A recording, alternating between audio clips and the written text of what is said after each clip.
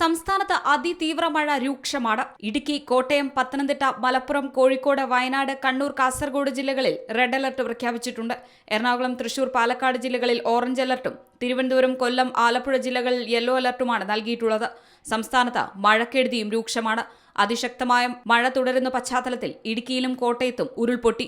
ഇടുക്കി കുടയത്തൂർ അടൂർ മലയിലാണ് ഉരുൾപൊട്ടിയത്. മഷികല്ലയിൽ സ്വദേശിയുടെ വീടിന് മുകളിൽ മണ്ണിടിഞ്ഞു വീണ് വീട് തകർന്നു.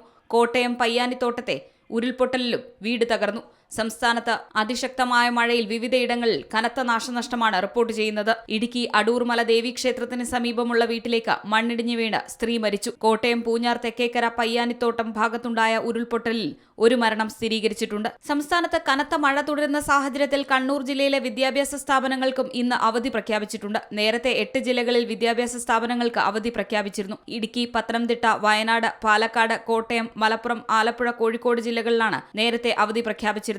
പ്രൊഫഷണൽ കോളേജുകൾ, സ്കൂളുകൾ, അങ്കണവാടികൾ, ട്യൂഷൻ സെന്ററുകൾ, ICSE, CBSE സ്കൂളുകൾ, കേന്ദ്രീയ വിദ്യാലയങ്ങൾ, മദ്രസകൾ ഉൾപ്പെടെയുള്ള മതവിദ്യാഭ്യാസ സ്ഥാപനങ്ങൾക്ക് അടക്കം എല്ലാ വിദ്യാഭ്യാസ സ്ഥാപനങ്ങൾക്കും അവധി ബാധകമായിരിക്കുമെന്ന് ജില്ലാ കളക്ടർ അറിയിച്ചിട്ടുണ്ട്. റെസിഡൻഷ്യൽ സ്കൂളുകൾക്ക് അവധി ബാധകമല്ല. മുൻകൂട്ടി നിശ്ചയിച്ച സർവകലാശാല പൊതുപരീക്ഷകൾക്കും അഭിമുഖങ്ങൾക്കും മാറ്റമുണ്ടായിരിക്കുന്നതല്ല എന്ന അറിയിപ്പും വന്നിട്ടുണ്ട്.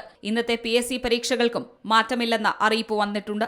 രാത്രിയിലും ശക്തമായ മഴ തുടർന്ന സാഹചര്യത്തിൽ പൊന്മുടിയിൽ മണ്ണിടിച്ചിലുണ്ടായി. പൊന്മുടിയിലെ ഇക്കോ ടൂറിസം കേന്ദ്രം താൽക്കാലികമായി അടച്ചു. കല്ലാർ പൊന്മുടി റോഡിൽ 12-ാം വളവിലും 22-ാം വളവിലും അടുത്ത് ഇടിയകോവിലിന് സമീപത്തും മണ്ണിടിച്ചിലുണ്ടായി. കഴിഞ്ഞ രാത്രിയും ഇന്ന് പുലർച്ചെയും ഉണ്ടായ ശക്തമായ മഴയിൽ പത്തനംതിട്ട ജില്ലയിലെ കിഴക്കൻ മേഖലയിലെ പല സ്ഥലങ്ങളും ഒറ്റപ്പെട്ട അവസ്ഥയിലാണ്. പമ്പ, അച്ചൻകോവിൽ, മണിമലയാർ, കല്ലാർ, കക്കാട്ടാർ എന്നീ നദികൾ കരകവിഞ്ഞൊഴുകുന്ന അവസ്ഥയിലാണ്. അർദ്ധരാത്രിയോടെയാണ് മഴ കൂടുതൽ ശക്തമായത്. റാന്നി, കോന്നി മണ്ഡലങ്ങളിലെ പല ജനവാസ മേഖലകളിലും ഒറ്റപ്പെട്ട അവസ്ഥയിലാണ്. വീടുകളിൽ വെള്ളം കയറി നാശനഷ്ടങ്ങൾ ഉണ്ടായിട്ടുണ്ട്. റാന്നി മണ്ഡലത്തിലെ വടശ്ശേരിക്കര, അത്തിക്കയം പ്രദേശങ്ങൾ ഒറ്റപ്പെട്ടു. പുനലൂർ, മൂവാറ്റുപുഴ സംസ്ഥാന ഹൈവേയിലടക്കം നിരവധി റോഡുകൾ വെള്ളം കയറി ഗതാഗതം തടസ്സപ്പെട്ടിട്ടുണ്ട്. റാന്നി ബസ് സ്റ്റാൻഡിലും വെള്ളം കയറി. വനമേഖലകളിൽ ഉരുൾപൊട്ടലുണ്ടായതാണ് അതിവേഗം ജലനിരപ്പ് ഉയരാൻ കാരണമെന്നാണ് പ്രാഥമിക നിഗമനം. കോന്നി മണ്ഡലത്തിലെ തേക്ക് തോട്, തുമ്പാക്കുളത്തിൽ ഉരുൾപൊട്ടൽ സ്ഥിരീകരിച്ചിട്ടുണ്ട്. ഇതേ തുടർന്ന് കല്ലാറും കക്കാട്ടാറും കരകവിഞ്ഞൊഴുകുന്ന അവസ്ഥയിലാണ്. അർദ്ധരാത്രിക്ക് ശേഷം അതിവേഗമാണ് പമ്പാ നദിയിലെ ജലനിരപ്പ് ഉയർന്നത്.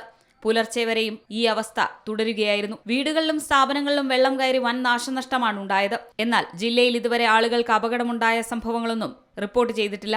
അപകട സാധ്യത കണക്കിലെടുത്ത് പത്തനംതിട്ട ജില്ലാ കളക്ടർ ജില്ലയിലെ വിദ്യാഭ്യാസ സ്ഥാപനങ്ങൾക്ക് നേരത്തെ തന്നെ അവധി പ്രഖ്യാപിച്ചിട്ടുണ്ട്. ജില്ലാ പോലീസ് ആസ്ഥാനത്ത് 24 മണിക്കൂറും പ്രവർത്തിക്കുന്ന കൺട്രോൾ റൂമും പത്തനംതിട്ടയിൽ ആരംഭിച്ചിട്ടുണ്ട്. C Malayalam news. News desk, C Malayalam news. ഏറ്റവും പുതിയ വാർത്തകളും വിശേഷങ്ങളും വിരൽത്തുമ്പിലറിയാൻ സി മലയാളം ന്യൂസ് എല്ലാ ഡിജിറ്റൽ പ്ലാറ്റ്ഫോമുകളിലും ലഭ്യം.